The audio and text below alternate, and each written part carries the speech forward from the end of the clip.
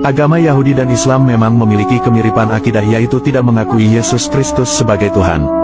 Keduanya juga memiliki konsep ketuhanan yang sama, yaitu hanya menyembah satu Tuhan yang Maha Esa dan tidak menyembah manusia.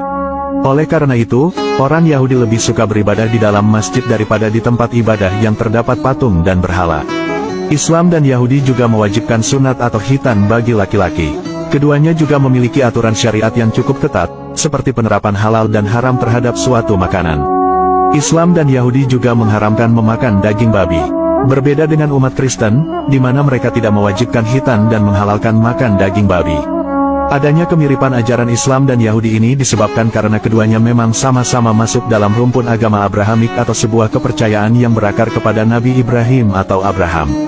Meski begitu, orang-orang Yahudi Israel ternyata tidak mengakui Nabi Muhammad sebagai Nabi dan Rasul. Lalu, apa penyebab orang Yahudi tidak mengakui Nabi Muhammad sebagai Nabi? Berikut penjelasannya. Dikisahkan, dahulu penduduk kota Madinah banyak sekali dihuni orang-orang Yahudi. Sejarah banyaknya orang-orang Yahudi di Madinah ini berkaitan juga dengan petunjuk di dalam kitab suci Taurat mereka. Awalnya, orang-orang Yahudi di Madinah ini dahulu berasal dari wilayah Syam. Dahulu, masyarakat ahli kitab telah mengetahui jika akan ada nabi terakhir yang akan memimpin dunia dan mengalahkan berbagai macam suku dan golongan yang tidak mengetahui agamanya. Mereka juga memahami bahwa nabi terakhir ini akan tinggal di daerah yang memiliki banyak kebun kurma. Karena alasan inilah, masyarakat Yahudi Syam lantas melakukan eksodus dari daerah asalnya di Syam menuju Yasrib atau kota Madinah untuk menyambut kehadiran nabi terakhir itu. Dalam kitab Ar-Rohik Al-Mahtum diterangkan, bahwa Yahudi di Madinah aslinya mereka adalah Ibrani, namun setelah mereka pindah ke daerah wilayah Madinah dan Mekah, mereka lantas melebur dengan kultur Arab, baik mulai dari cara berpakaian, bahasa, sampai tradisi dan kebudayaan. Bahkan, nama mereka dan nama kabilah mereka lantas juga menjadi kearab-araban, dan juga sampai terjadi hubungan pernikahan antara Yahudi dengan masyarakat Arab. Hanya saja, mereka masih menjaga fanatisme kebangsaan dan tidak berasimilasi penuh dengan masyarakat Arab.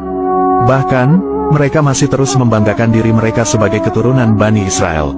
Sikap fanatisme masyarakat Yahudi di Madinah lantas mendorong mereka untuk berusaha merebut kota Madinah dari tangan penduduk Arab. Untuk mewujudkan tujuan ini, mereka berusaha mengadu domba antar suku masyarakat Madinah yang ketika itu terdiri dari dua suku besar, yaitu Aus dan Khazraj. Akibatnya, banyak terjadi perang besar antara dua suku ini yang dikenal dengan nama Perang Buats.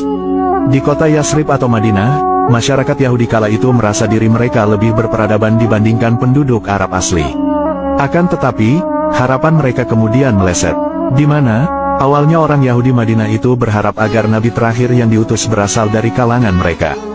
Namun, ternyata Allah mengutus nabi terakhir dari kalangan bangsa Arab, yaitu Nabi Muhammad dari suku Quraisy Makkah. Lebih dari itu, nabi terakhir ini tidak berpihak atas nama fanatisme keturunan Israel.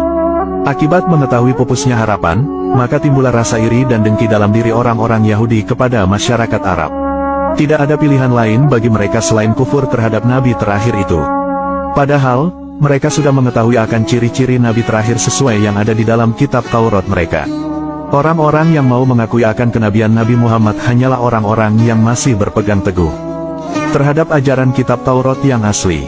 Salah satu orang yang mengakui kenabian Nabi Muhammad adalah Pendeta Buhairo. Beliau adalah seorang pendeta yang sangat menguasai isi kitab Injil dan memahami betul ajaran kitab Taurat.